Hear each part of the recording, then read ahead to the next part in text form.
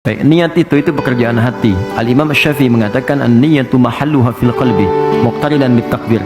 Niat itu adanya di tempatnya di hati dan bersamaan dengan takbir. Jadi ketika kita bertakbir dalam salat misalnya Allahu Akbar, begitu mengucapkan Allah, hati kita menunjukkan, ya Allah, saya akan salat zuhur 4 rakaat. Ya Allah, saya akan salat subuh 2 rakaat. Bahasa Arabnya usolli fardhu zuhri 4 rakaat, usolli fardhu subhi rakaatin. Jadi begitu tangan bertakbir, lisan mengucapkan Allahu Akbar, hati berniat. Jelas sampai sini? Nah, kalau itu kemudian dilafadzkan, maka lafaz itu sesungguhnya bukan niat, tapi lafaz itu kalimat yang diucapkan untuk menguatkan niat. Nah, kasus lafaz niat itu muncul, itu kasusnya muncul di masa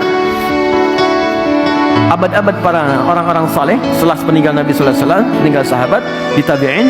Kemudian ada pembahasan fikih. Ya, itu di madzhab Syafi'i kemudian memberikan pandangan. Apa pembahasan fikihnya? Ada seseorang yang ingin menunaikan salat, jadi dia nggak bisa khusyuk. Baru takbir nggak bisa fokus lagi. Baru takbir nggak bisa lagi. Maka kemudian diajarkan, coba baca ta'awudz. Dia baca ta'awudz nggak fokus juga. Maka diajarkanlah lafadz niyatak, lafadzkan niatmu untuk menguatkan apa yang kau sampaikan dalam jiwamu. Di niatmu, di hatimu, lafadz itu membantu menguatkan niatmu. Di lafadz itu bukan niat. Kalaupun anda melafadzkan misalnya atau tidak sama sekali, tidak akan menggugurkan niat yang sudah ada dalam hati. Jadi kalau anda nggak lafadzkan pun atau dilafadzkan, itu bukan syarat sholat. Jadi dalam kasus ketika anda ragu, ya, anda khawatir gelisah, lafadzkan untuk menguatkan niat.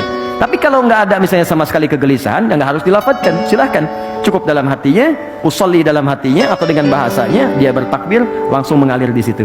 Jadi ini pembahasan untuk meniatkan melafadzkan niat itu cukup di dalam hatinya, kecuali ada kegelisahan atau kekhawatiran baru dia lafadzkan.